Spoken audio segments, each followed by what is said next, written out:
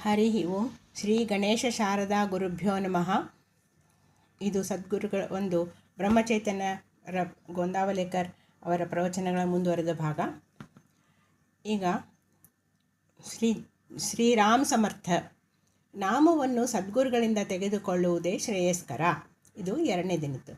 ನಾಮವನ್ನು ಸದ್ಗುರುಗಳಿಂದಲೇ ತೆಗೆದುಕೊಳ್ಳಬೇಕೋ ಅಥವಾ ನಾವೇ ನಮ್ಮ ಅಭಿರುಚಿಗೆ ಅನುಸಾರವಾಗಿ ತೆಗೆದುಕೊಂಡರೆ ನಡೆಯುತ್ತದೆಯೋ ಅಂತ.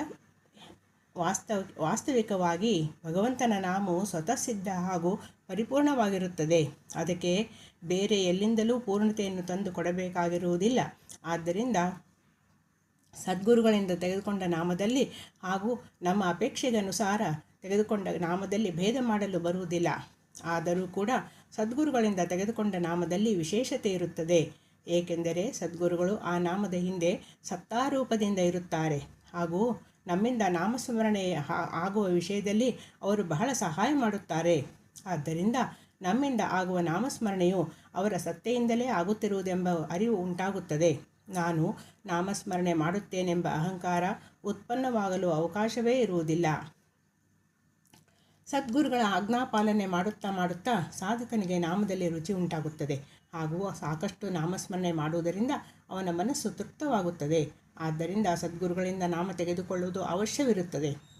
ಸದ್ಗುರುಗಳ ಪ್ರಾಪ್ತಿ ಆಗುವವರೆಗೂ ನಮ್ಮಷ್ಟಕ್ಕೆ ನಾವು ನಾಮಸ್ಮರಣೆ ಮಾಡುತ್ತಿರಬೇಕು.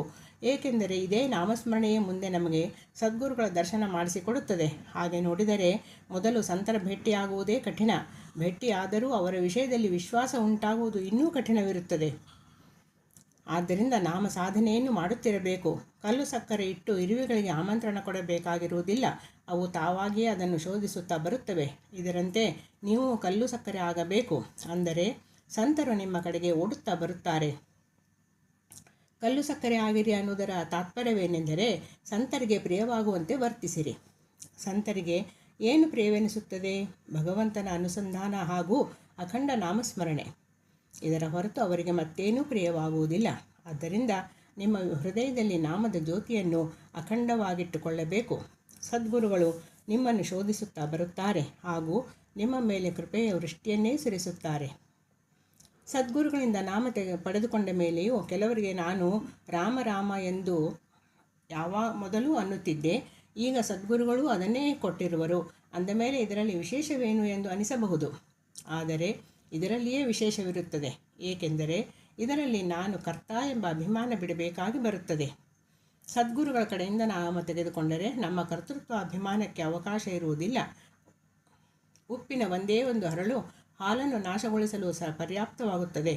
ಅದೇ ರೀತಿ ಅಭಿಮಾನವು ಸರ್ವ ಸಾಧನೆಗಳನ್ನು ನಾಶಗೊಳಿಸಲು ಕಾರಣವಾಗುತ್ತದೆ. ಆದ್ದರಿಂದ ಅಭಿಮಾನ ಬಿಡುವುದು ಅತ್ಯಂತ ಮಹತ್ವದ ವಿಷಯವಾಗಿರುತ್ತದೆ. ಭಗವಂತನ ನಾಮವನ್ನು ಔಷಧವೆಂದು ತಿಳಿಯಬೇಕು. ಭಗವತ್ಪ್ರಾಪ್ತಿಯು ಅದರ ಫಲವಾಗಿರುತ್ತದೆ.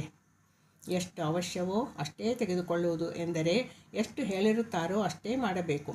ಇದು ಅದರ ಅನುಪಾನವೆಂದು ತಿಳಿಯಬೇಕು. ಔಷಧವು ಹನಿ ಹನಿಯಾಗಿ ನಿರಂತರ ಹೊಟ್ಟೆಯಲ್ಲಿ ಹೋಗಬೇಕು. ಜೈ ಜೈ ರಘುವೀರ ಸಮರ್ಥ. ಪ್ರತಿದಿನವೂ ಸಹ ಗುರುಗಳು ಇದನ್ನೂ ಸಹ ತಮ್ಮ ಪ್ರವಚನ ಮಾಲಿಕೆಯಲ್ಲಿ ಹೇಳುತ್ತಾರೆ. ಜೈ ಜೈ ರಘುವೀರ ಸಮರ್ಥ.